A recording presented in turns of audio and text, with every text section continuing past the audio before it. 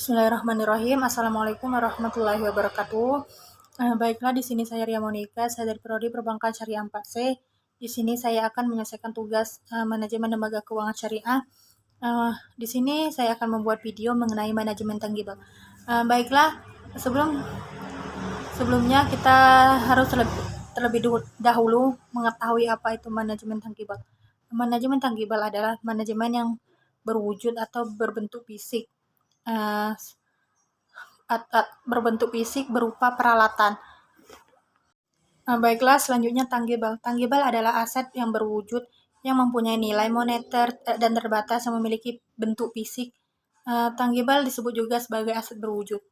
Tangible memiliki nilai tukar yang transaksional, sangat berbeda dengan aset yang berwujud yang memiliki nilai teori. Tangible aset atau sumber daya berwujud adalah kekayaan yang dimanifikasi secara fisik dengan menggunakan panca indera. Contohnya aset berwujud yaitu rumah, gedung, bangunan, dan lain-lain. Selanjutnya, jadi dapat disimpulkan bahwa manajemen tangible ini merupakan seni dalam pengorganisasian, pengendalian sumber daya manusia. Sumber daya berwujud tersebut dapat berupa rumah, bangunan. Tangible juga dapat ditransaksikan kapanpun dan dimanapun. Baiklah, yang kedua yaitu tangible. Menurut pandangan Islam, tangible dapat berupa fasilitas fisik seperti gedung, ruangan yang nyaman, dan sarana lainnya. Dalam konsep Islam, pelayanan berkenaan dengan tampilan fisik hendaknya tidak menunjukkan kemewahan. Fasilitas yang membuat konsumen merasa nyaman memang penting, maka bukanlah fasilitas yang menonjolkan kemewahan. Di dalam surah At-Takasur ayat 1-5 yaitu bermegah-megahlah kamu telah melalaikan sampai kamu masuk ke dalam kubur. Janganlah begitu, kelak kamu akan mengetahui akibat perbuatanmu itu.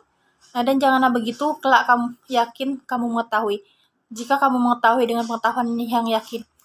Terkait dengan subbab di atas, bahwa Allah berfirman dalam Al-Quran, surah Al-Baqarah ayat 267 sebagai berikut, artinya, hai orang-orang beriman, nafkahkanlah di jalan Allah sebagian dari hasil usahamu yang baik dan sebagian apa yang kamu keluarkan dari bumi untuk kamu. Janganlah kamu milih yang buruk dan lalu nafkahkanlah darinya, padahal kamu sendiri tidak mau mengambilnya, melainkan untuk memancingnya terhadapnya. Dan ketahuilah bahwa Allah Maha Kaya lagi Maha Terpuji. Surah Al-Baqarah 267. Ayat tersebut menegaskan bahwa Islam memperhatikan sebuah pelayanan yang berkualitas, yang memberikan yang baik dan bukan yang buruk. Jadi manajemen tangible ini memberikan pelayanan yang berkualitas, yang baik, bukan yang buruk. Jadi setiap pelayanan pasti memberikan hal-hal yang sangat berkualitas. Selanjutnya yaitu indikator keberhasilan tangible. Indikator keberhasilan tangible yang pertama yaitu penampilan fisik, penampilan aparatur atau fisik. Yang kedua, kenyamanan tempat. Yang ketiga, kemudahan dalam proses pelayanan. Nah, jika kita memberikan kemudahan kepada nasabah dalam proses pelayanan, maka nasabah akan nyaman dan maka di dalam pelayanan tersebut kita sudah melakukan pelayanan yang berkualitas. Kedisiplinan petugas. Yang kelima, kemudahan akses pelanggan. Selanjutnya, penggunaan alat bantu dalam pelayanan. Kemarin kami telah mewawancarai pihak BMT. Nah, jadi kami menanyakan kepada pihak BMT apakah di BMT ini sudah menerapkan sistem tangible atau belum. Jawabannya ya, karena tangible berkenaan dengan daya tarik fasilitas, pelayanan, perlengkapan, dan material yang diperlukan perusahaan serta penampilan karyawan saat bekerja sudah diterapkan pada BMT. Nah, kami dapat mengatakan BMT sudah menerapkan manajemen di dalam melakukan pelayanan. Yang kedua, pertanyaan kami, apakah manajemen tangible ini cukup berguna bagi BMT?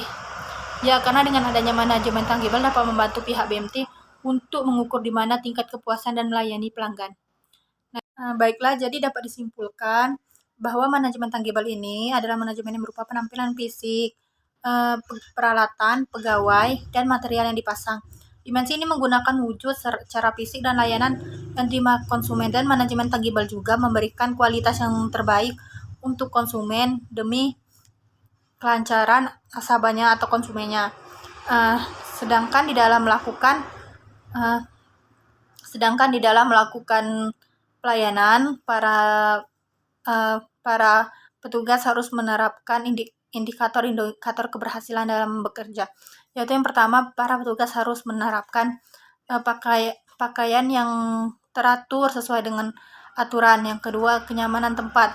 Yang ketiga, memberikan kemudahan dalam proses pelayanan. Yang keempat, kedisiplinan petugas. Nah, jadi dalam melakukan pelayanan, petugas harus disiplin. Baik petugas maupun nasabah harus disiplin dalam melakukan pelayanan atau diberikan pelayanan. Dan para petugas harus memberikan kemudahan akses kepada pelanggan agar pelanggan mudah mengerti tentang apa yang dijelaskan oleh tugas dan produk yang disampaikan, serta apapun yang disampaikan oleh petugas. Baiklah, sekian dari video saya. Jika ada kesalahan saya mohon maaf dan saya akhiri. Wabillahi taufiq wal hidayah. Wassalamualaikum warahmatullahi wabarakatuh.